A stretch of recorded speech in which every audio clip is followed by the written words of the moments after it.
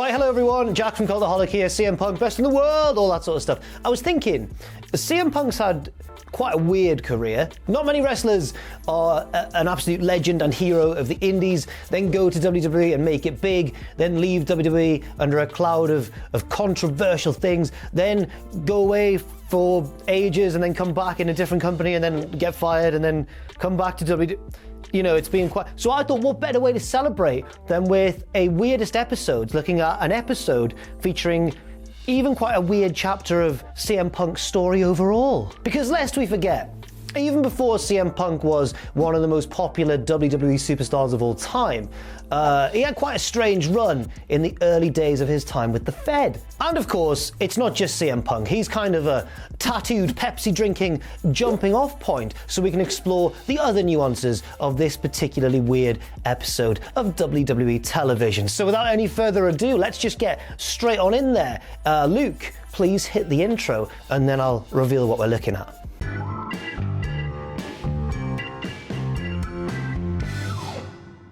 It's time for a 2008 edition of Monday Night Raw. Not just that, but it's the night after Night of Champions 2008. I'll explain what happened at that show as and when certain events crop up. Don't worry, if you've watched this before, I never leave you guys in the dark. I rarely leave you in the dark. Sometimes you'll get left in the dark, but not today. Take my hand, we can do this. But it wasn't just the night before where stuff happened at the pay-per-view. A week before was the WWE draft, and there's various things that happened there which will become important over the course of this episode. We're also 1 week removed from, do you remember that time when Vince got crushed by part of the set during his $1 million giveaway? The one that always gets referenced in OSW review, for example, because of the way that he's like, Triple H goes to check on him and Vince is like, "Pa, I can't feel my legs." I don't know why they do that voice, but it's very funny. So that means we have to address that at the very top of the show. Not what happened at the pay-per-view, not what happened in the draft last week, what happened to Vince. And the show opens with a very serious cold open featuring Shane McMahon, who is talking in exactly the same tone as he does and as WWE people tend to do when there's been like a real life tragedy. Oh dear. Shane says that we probably know his father as the colourful and somewhat boisterous WWE chairman. It's just a massive understatement. But in reality, Shane says, Vince is actually a very private person. Not if the Wall Street Journal has anything to say about it. Anyway, Shane says that tonight, in order to respect his privacy, we're not going to have any updates on Vince's physical condition. We just need to know that he's not going to be here. And that's it. I thought there was going to be some storyline twist, but they treated this as if it was actually a very real injury, even though it was a worked one. And there's time for the titles, and it's bloody Papa Roach. Whoa, I'll never give in, I just wanna be low.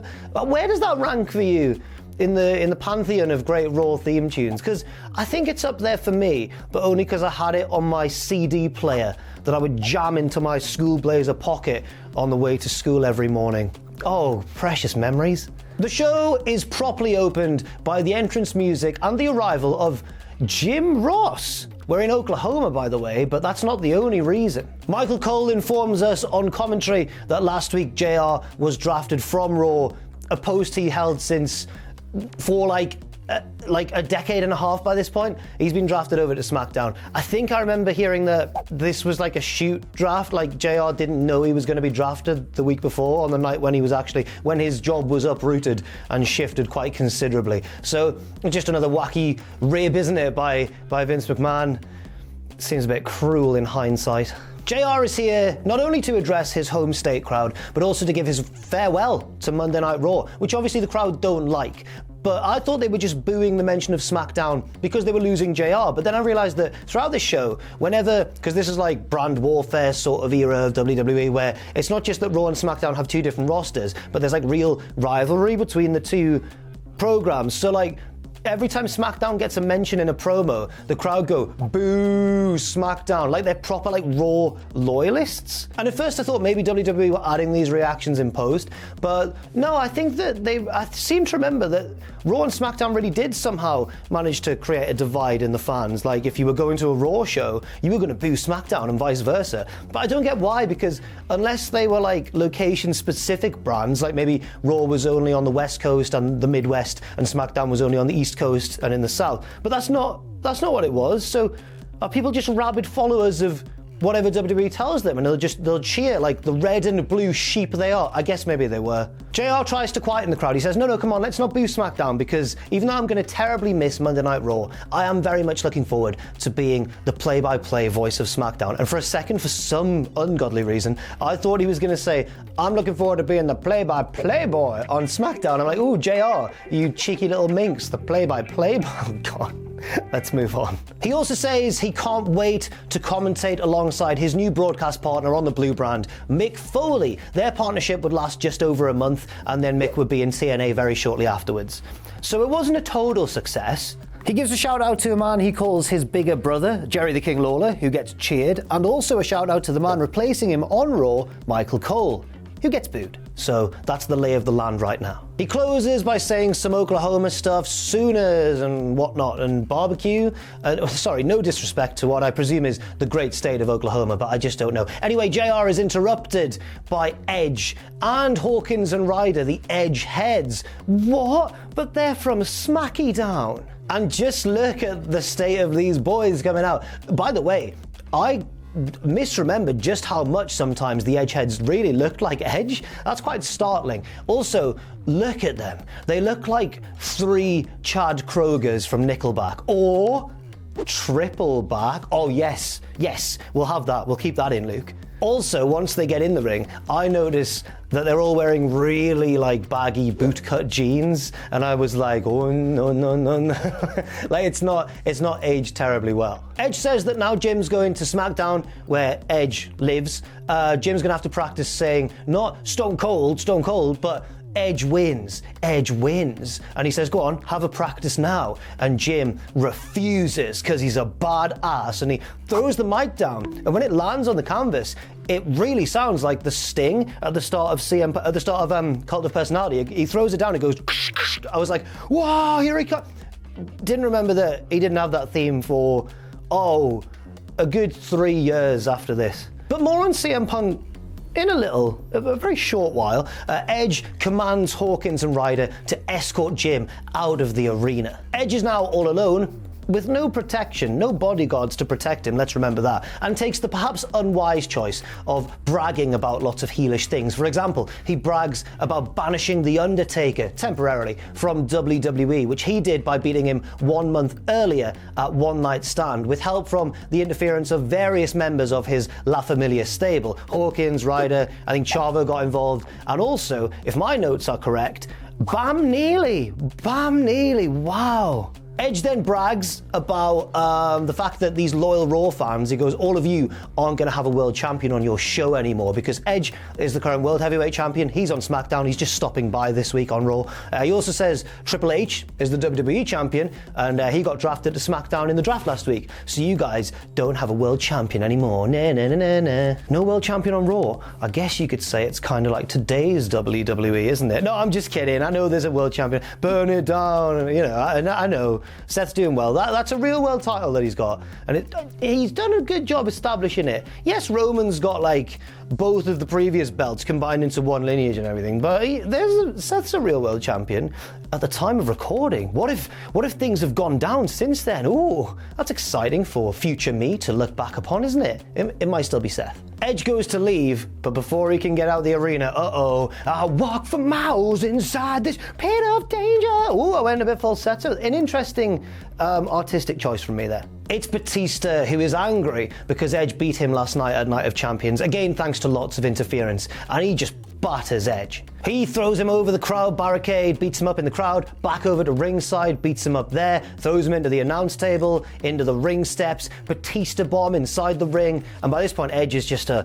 puddle of maple syrup on the canvas. But as Batista leaves, another theme tune hits, and if you're familiar with WWE around this time, you'll know who this is, but if you're not, here we go. It's Killswitch Engage, which can only mean one man is coming along.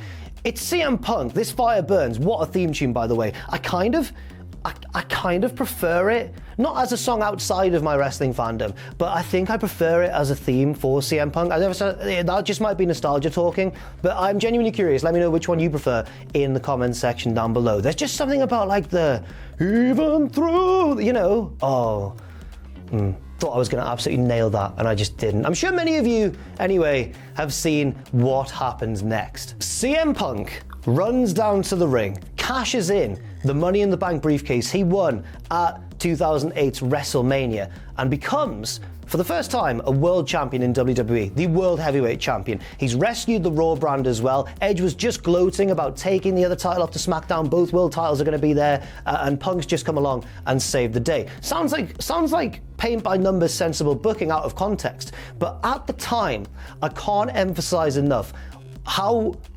weird, yes, but I think the more important word here is bold. What a bold booking decision this would have been in 2008. That's primarily because Punk had only been drafted to Raw from the ECW brand, which was a clear tier below Raw and SmackDown. He'd only just been drafted to Raw the week before. And I believe, if I'm not mistaken, this Raw that we're talking about, this night's Raw, was the first time he'd actually physically wrestled on Raw as well. So he is very, very new to this level of exposure in WWE. And yes, you can definitely correctly argue that he'd won the Money in the Bank briefcase. You know, that's a clear sign that WWE had big things planned for this guy, even if many of the fans maybe didn't know too much about him, didn't really know about his legacy on the independent scene.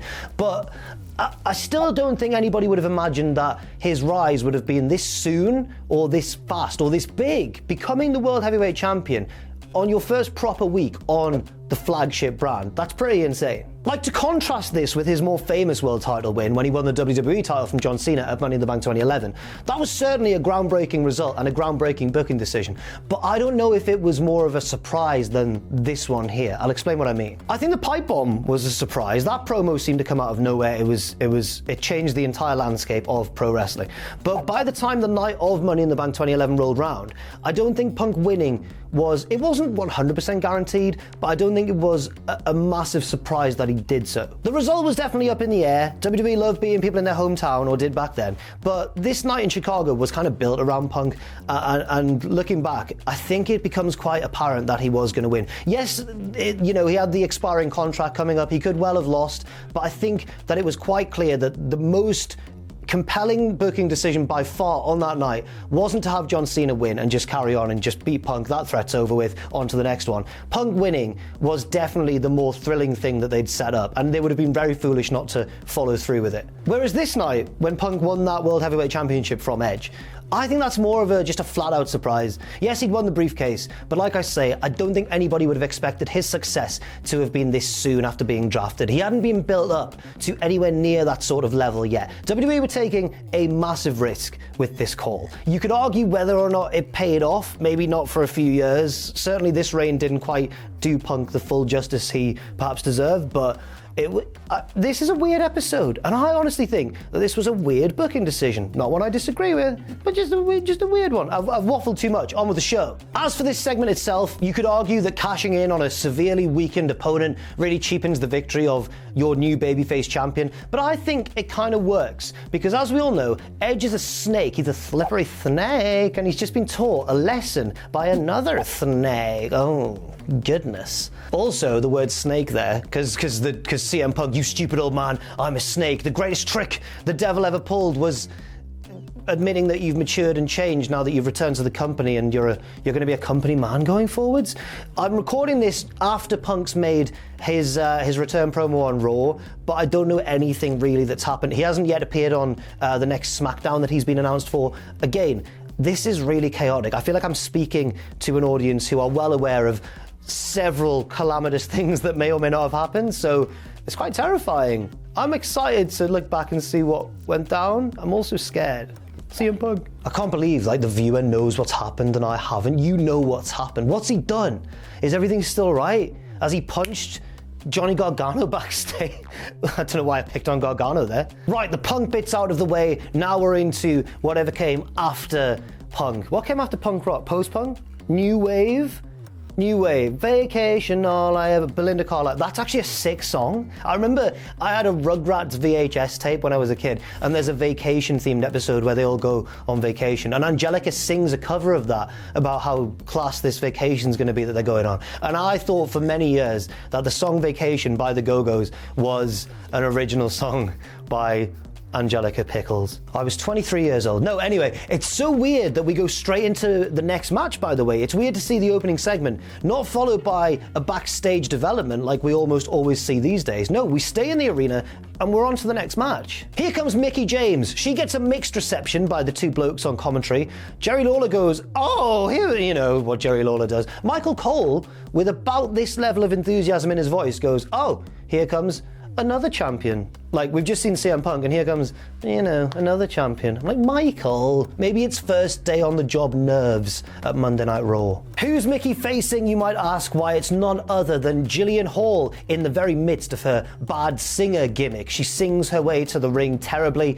and this gets a lot of flack these days. I feel like people look back upon this Jillian Hall gimmick as like, God, wasn't that terrible? But I think it is, but like deliberately so. I think it's quite effective as a heel gimmick. They have quite a short match, but one which admittedly tries to tell a bit of a story here. Jillian Hall attacks the shoulder of Mickie James because she injured that the night before, defending the women's title against Katie Lee Burchill. So it's long-term storytelling. It's Lord of the Rings. It's The Sopranos. And then hang on, the surprises keep rolling in because Jillian Hall at one point reverses kind of a front face lock by front flipping out of it. I did not know Jillian Hall had that in her locker. I did not know that Jillian Hall was Will Ospreay, the aerial assassin. Anyway, Mickie wins with the mitt kick. I'll try and replicate Michael Cole's call on commentary because he goes, this voice break is intentional. He goes, Mickie wins with the Mickie kick. Mickie James gets another win. Like, he just carries on.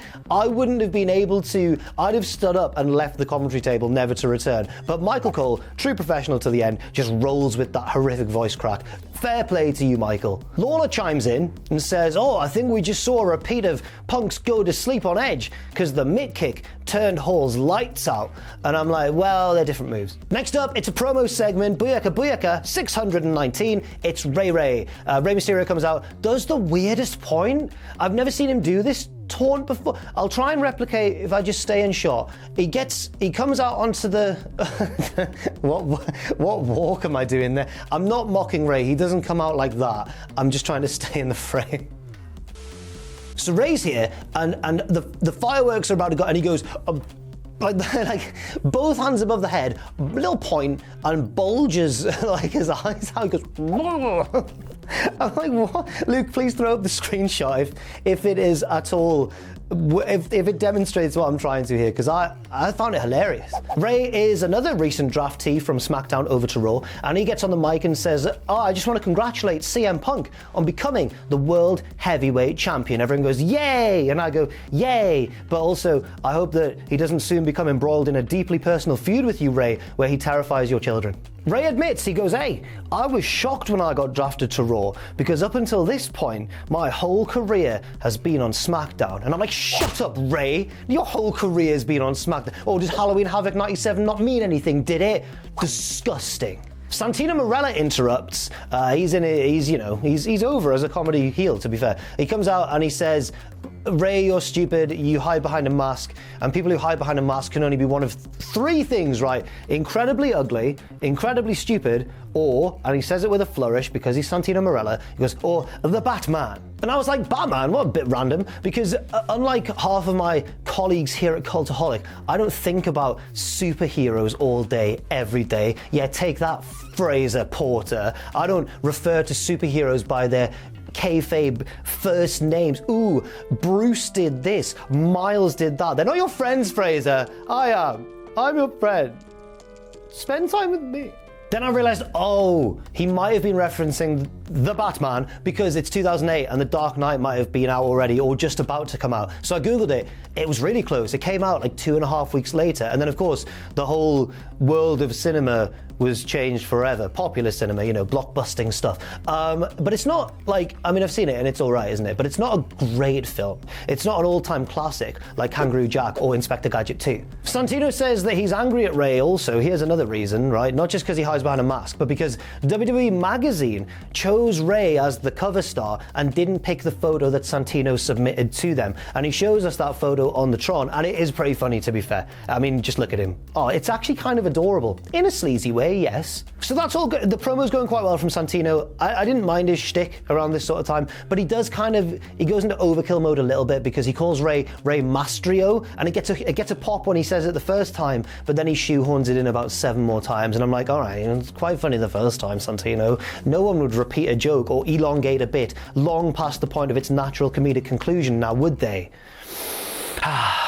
Santino continues to mock Rey and continues to mock him until Rey gets sick of this, and in a move that CM Punk would later use, hits him with the microphone. And again, like when JR threw the mic down in the opening segment, when he hits him it goes psh, psh, na, na, na, na, na. I'm expecting once again Cult of Personality to play. It doesn't, and at this point I'm like, have they put this in post, this sound effect? Because it was really identical both times. I don't know, that's a genuine curiosity. Rey gets the better of Santino to bring this little segment to an end, hits the drop toe hold, 619, and then he poses on the ropes quite precariously, and I'm like, whoa, Rey, don't fall. Then I remember that it's Rey Mysterio and he's not gonna fall. And he doesn't fall. Hey guys, little fact for you all now. Did you know that WWE video games have sold over 39 million copies this decade? Yeah, not good games. Not like they're good, but they're not great classic games, though, are they? Like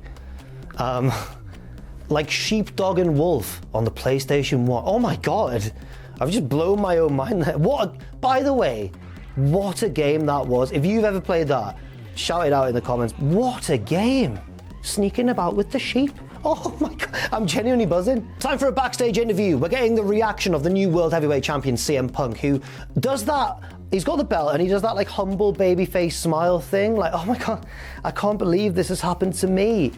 Doesn't suit him. Todd Grisham's there doing the interview and he goes, right, let me just congratulate you, CM Punk. Oh, I've kicked my water. Todd Grisham is in charge of this backstage interview segment. He goes, hey, I'm here with the new World Heavyweight Champion, CM Punk. Hey, CM, how does it feel to be the new... I'm like, are you mad, Todd? Definitely abbreviated to Punk, not CM. It sounds really unnatural. CM thanks Batista for the assist. He thanks his friends and his family, and he thanks the fans. And I'm like, no, Punk, just tell everyone they suck. That's where you excel. Speaking of people who suck, here comes JBL to... oh no. JBL interrupts and says, hey, CM Punk, are you proud to have won that belt by beating a defenseless man? And CM Punk, like a Saturday morning cartoon hero, says, I'm proud to be a World Heavyweight Champion. I'm like, oh yeah, it is weird looking back at him being all noble. JBL lays a classic heel trap here for CM and says, well, if you're a real man, you'll put that belt on the line against me tonight. And I'm like, no, don't do it, but like, please don't do it. Don't risk it. You've only just won the belt tonight. Like, please don't do it. Please don't. And then he does it. He agrees. He agrees. Okay, I'm all right. I've sat back down. I know that he doesn't lose the belt by the end of... But when I was watching this episode for research purposes, I was like, he doesn't lose it, does he? And it did give me a little feeling of tension, like for the duration of the rest of the episode. So I guess it was effective. Back to the arena, and it's time for another promo segment, this time with John Cena. He is coming off the back of a loss, a clean loss, at the Night of Champions pay-per-view the night before against Triple H. What? John Cena losing clean in 2008. Nobody can escape the game. Cena is in kind of Teflon babyface mode where losses don't affect him very much at all. He's very calm. He's kind of happy, and he says, no, I'm not pleased that I didn't win the WWE Championship from Triple H, but I'm proud to say that we stole the show and we basically had the best. We are two, I think he actually says, we are two of the best in the business. And I was very skeptical when he said this, and I went straight on to cagematch.net to try and find out what was the best match on the show. And fair play to John, it was generally considered to be the best match on the show, so I look like a prize turkey. Well, maybe I'm going to be a bit snobby. They maybe would have been two of the best in WWE at this point.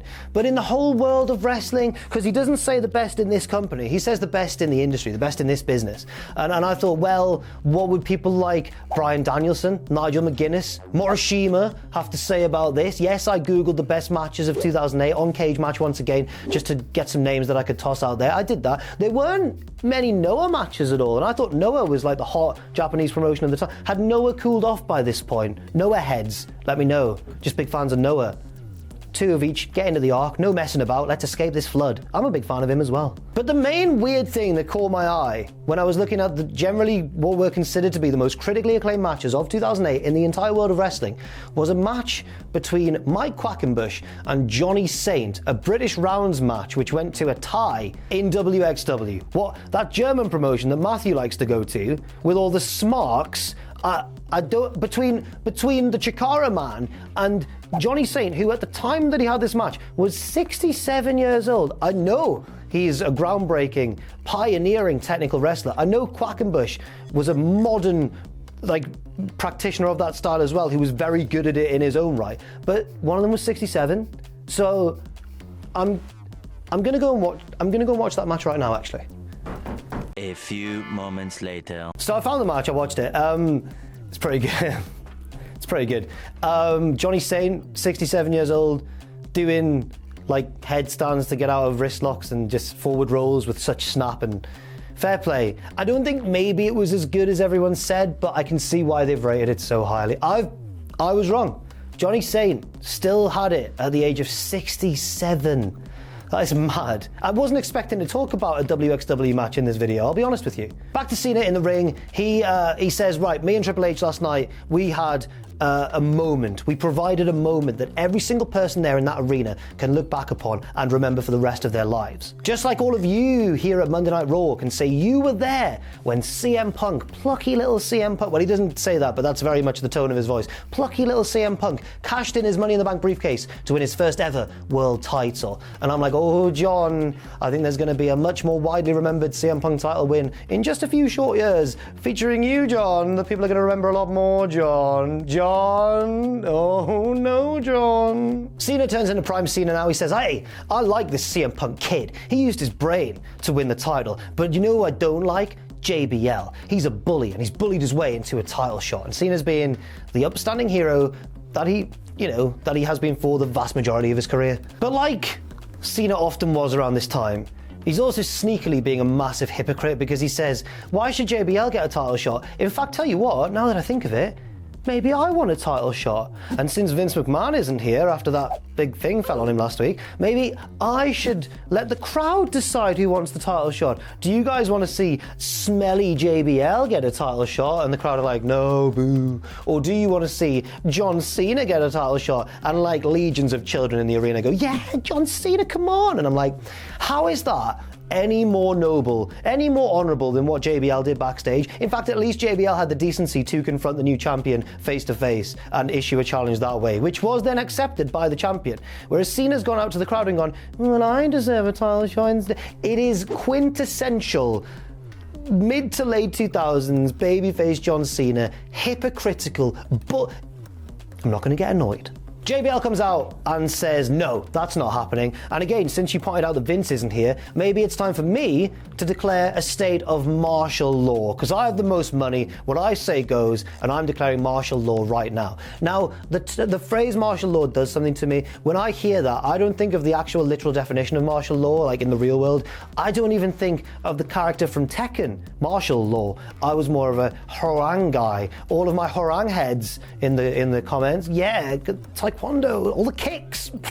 He was insane. I love Horang. No, when I think of the term martial law, the first thing that comes to my mind is, this might reveal how weird I was as a child, I think of late 90s US cop drama, martial law. Does anyone remember that from back then? I think they aired it maybe in the UK on Channel 5. Let me just say, it was unreal. It was really good.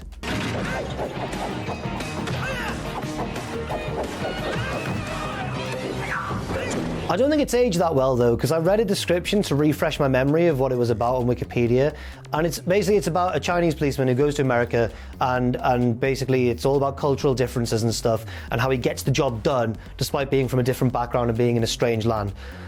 And I don't think it's aged that sensitively. Like it says in the description, it's like when American forms of policing don't work, he has to use his Chinese way of policing, and it doesn't explain what that means, but from what I remember, he just used like a boatload of kung fu. Anyway, JBL says, right, John, I've hired some private security to get you out of that ring. Boys, take him away. And out come the security team. One of them is Alberto Del Rio, which is terrifying. Cena puts up a bit of a fight, but they do manage to drag him out of there with a little bit of help from JBL as well. It's weird to see, because these days we're used to seeing security have like HP just a little bit above like the standard referee, but these guys are really manhandling Cena out of there. He gets a couple of hits in, but he doesn't lay them out or anything. It's very bizarre. Who's out next? Why, it's Cody Rhodes and Ted DiBiase Jr., who would then go on to join Randy Orton in Legacy, of course. They're new. They're a new tag team. This is their first night on the job together. They are the new tag team champions also, because the night before, Cody Rhodes at Night of Champions betrayed Bob Holly to basically attack him from behind during their own tag match, join with Ted and become the other half of the tag champions with him. An ingenious plan, but one which was deeply flawed, because now you've made an enemy of Bob Holly, and that's not something I would ever do that. Like, have you heard about what he said he'd do to whoever in the woods? Who was that shoot interview about where he's like, I'd tie them up and I'd pull their toenails off one by one? It was a bit cringy, actually. Realised that I've just possibly made an enemy of Bob Holly, which I literally just said I wasn't going to do. Anyway, Rhodes and DiBiase are taking on the team of Darin Waid and Steve Anthony. Come on, boys, I believe in you. They are such local wrestlers. Like, go to your local indie, you will see Darin Waid and Steve Anthony. No disrespect to them, they're not going to win this match. And Legacy do end up winning, or the future Legacy do end up winning, but the finishing move surprised me. Cody Rhodes wins, not with the Crossroads, but with a DDT. Whoa, old school. Everybody who's like, DDT should still finish matches. It did. In 2000, like, was that 15 years ago, but it did.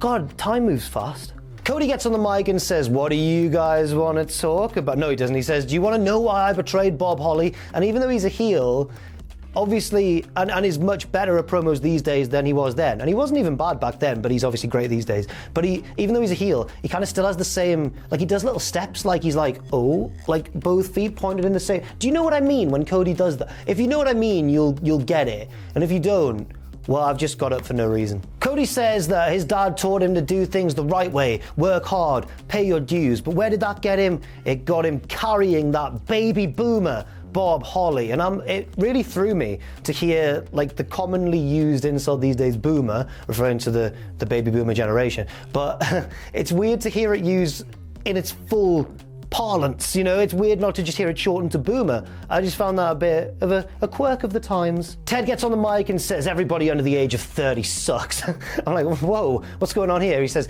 they think they're so cool just because they can shop at Hot Topic or upload a video to YouTube. I'm like, well, all right, mate, fair enough. I felt really attacked. I was like, he's having to go at the YouTubers, and he's also assumed that all YouTubers are under the age of 30, because this was a really innocent time. The YouTube was only a few years old. Boo, these guys suck, boo, but they are the tag team champions. I hope someone can beat them for the belts moving forwards. Anyway, their time on the show is done. Backstage we go now to siblings, but with weird lover energy, Paul Burchill and Katie Lee Burchill. And if we remember, Katie Lee failed to win the Women's Championship from Mickie James the night before. In fact, that's what Katie Lee is talking about. She's saying, oh, Paul, I can't believe I didn't win the women's title last night. And his response is weird. He goes, I know. Anyway, just stay there and don't get in any trouble because I've got to go over there for a second. It's really vague. He goes away and Katie Lee goes, like in a sitcom, she goes, don't get in any trouble, huh? And I'm like, uh-oh, someone's going I think she might get into some trouble, guys. And who's the one wrestler we think of when we hear the word trouble? That's right. It's Jamie Noble who comes along and bumps into her. Jamie Noble's obviously like really southern, almost comically southern. He says, it's prison rules. I'm on Raw now and I'm going to take on the biggest dog in the yard.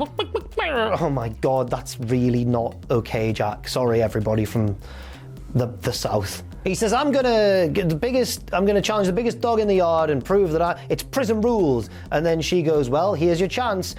Big pan across, and it's Kane. So I don't fancy Jamie's chances. In what is legitimately quite a funny bit, Jamie tries to intimidate Kane, and just look at the screenshot. Look at the size difference there. It doesn't go very well. Jamie runs away from Kane. Wise decision.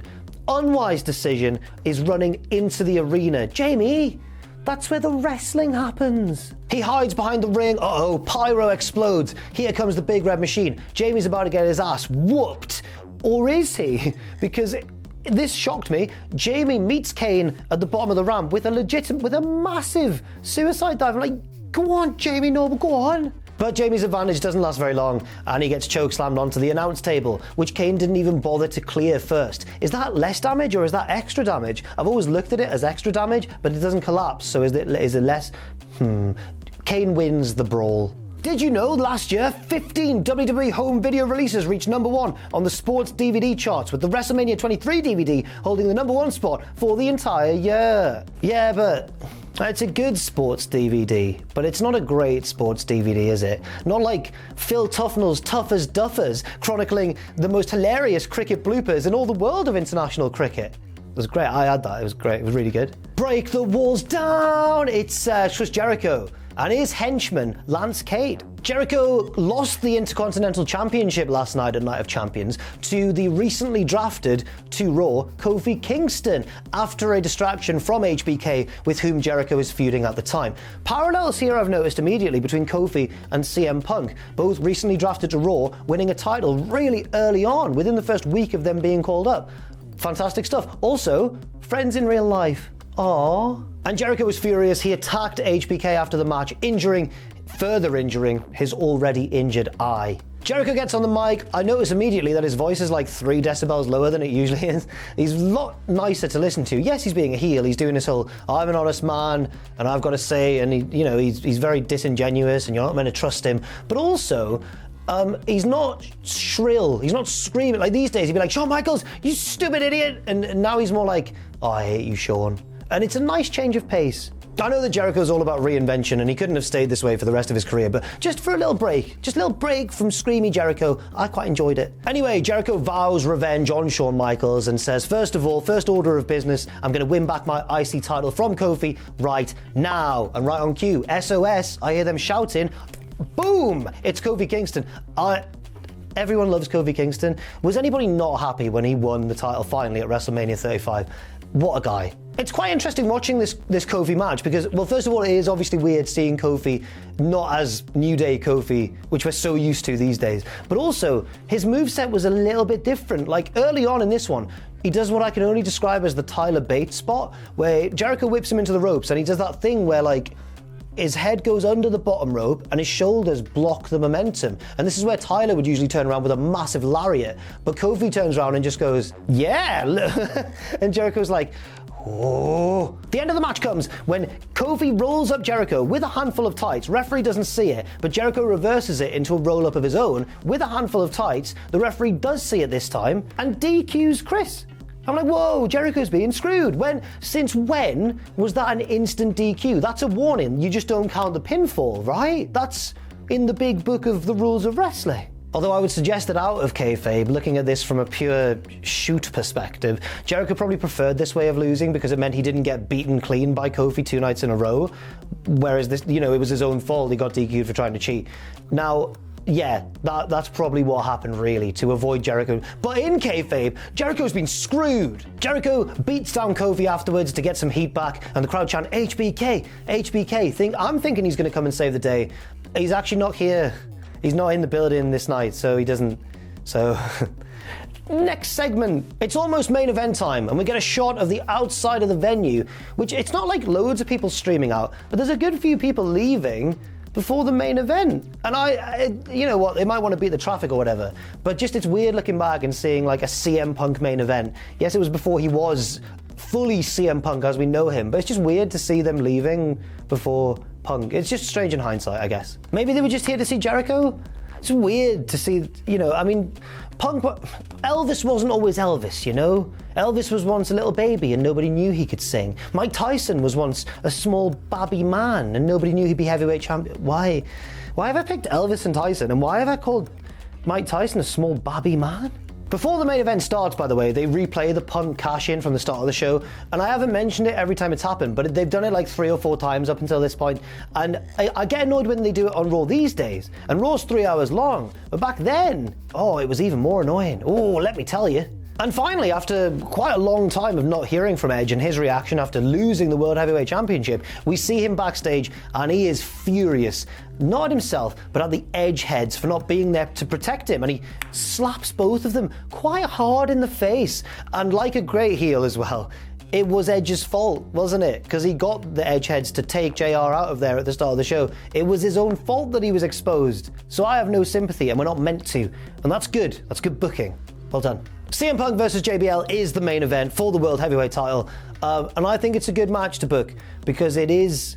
I mean, it's an interesting matchup on the surface, but deeper than that, it really does play on the worries of the Smark fans, doesn't it? And I think that at the time, not knowing that Punk was probably going to retain, this would have been absolutely terrifying. Because as nice as WWE sometimes were to the internet fans, throwing them the occasional bone, way more times than that, they love to just like give them false hope and then take it all away. And that would have been a prime example of that. JBL's security team surround the ring for this one as well, adding like an extra layer of danger for Punk to overcome. The crowd don't care. They chant for John Cena. It's all the children. It's a really high-pitched chant. But my God, those kids love John Cena, don't they? And they're wrong. They should love CM Punk, the best in the world. Wrestling's not for children. It's for sad adults like me and you. Unless you're a child watching this, in which case, I'm sorry if I've said anything inappropriate. What am I doing? This match doesn't get as fully developed as I maybe would have liked it to. JBL dominates for quite a lot of it. He's not as tired as Punk, he's bigger, he's stronger, and he's beating him down, and our hero's in trouble. But then, who should save the day? Yo, yo, yo! It's Crime Time and John Cena. Or should I say, their best friend, John Cena? Or I assumed that watching this anyway, but Fraser sits next to me in the office, and he saw this on my screen, and he went, I think that was the first time they'd ever interacted, Crime Time and John Cena. And I think he's right. So Cena's just found Crime Time backstage that, yeah, will you help out CM Punk? And they're like, why not? Okay. They all brawl with the security team at ringside, which distracts JBL in the ring, and he turns round into the go to sleep from CM Punk, who pins him to retain, in a finish which I think, not in terms of the quality or the length of the match, but just the blocking, just the staging, is eerily reminiscent of the Money in the Bank 2011 finish, with Cena getting back into the ring, into the go-to-sleep. Do you not think? Anyway, Punk retains and then does what I'm going to describe as quite a dainty, quite a graceful little dive over the top rope onto everyone on the outside and joins in the brawl, and that's how the show goes off the air, with utter chaos. But it's all good because Punk's retained his title. I'll give a recap now of all the things that were going to happen. Not ever in the world, like not ever. That would be ludicrous. Right, let's have a roundup of all the things that would happen from this show that will play out at the next pay-per-view, the Great American Bash. Look at that poster. Look at all the men on the poster. Whoa, macho. What is actually going on there? It looks like they've all been involved in like a terrible car accident, but then they've all walked away and taken their shirts off. It's weird. CM Punk would go on to defend the World Heavyweight Championship against Batista, a match that would end in a double DQ after interference from Kane, who really proved himself after disposing of Jamie Noble, I guess. It's not the strongest start I've ever seen to a World Heavyweight Championship title reign from Punk, especially because Batista would then hit his finisher on Punk after the match, so that's your world champion. John Cena and JBL would do battle in a New York City parking lot brawl, which was won by JBL after quite a few extreme moments actually in this match. Luke's going to throw like 3 up on screen now, watch. Boom, boom, boom, whoa. Chris Jericho would go on to beat HBK via stoppage after again attacking that injured eye. Ooh, your eye's a bit sore. Seth Rollins and Rey Mysterio think you're pathetic because they had the match where the eye had to come out to win. That was weird. And Rey lost, and then his eye just grew back, didn't it? Is that what eyes do? No, not in the slightest. And in the main event, Triple H retained bravely the WWE Championship against Edge after the challenger accidentally speared his own girlfriend, Vicky Guerrero. But it wasn't all bad news for La Familia, as the Edge heads won the tag titles earlier in the night. Yay! Hawkins and Ryder. Good for them. So, yeah, a mixed bag, let's say. And there you have it. That was another exciting edition of Weirdest Episodes. Quite a strange time capsule sort of look back at the night that CM Punk won his first world title in WWE. Again, I'm very anxious for this one going out because anything could have changed in the sort of week or two between me recording this and it going live on the... I'm scared but we'll be in this together, guys. I'll catch up with you in real life, and we'll all find out what's happened together, and it's going to be okay. Unless you don't want it to be okay because you don't like CM Punk, in which case you might win. You might beat us. We'll have to wait and see what happens. Thank you once again, as always, for watching. Thank you for the very lovely feedback on the last video as well. Myself and Luke always have a blast doing these, and thank you to Luke, of course, for his marvellous editing job on these videos. I've been Jack from Cultaholic. Leave your thoughts and opinions and suggestions for future episodes in that comment section down below, and thank you once again for watching. I'll see you very soon.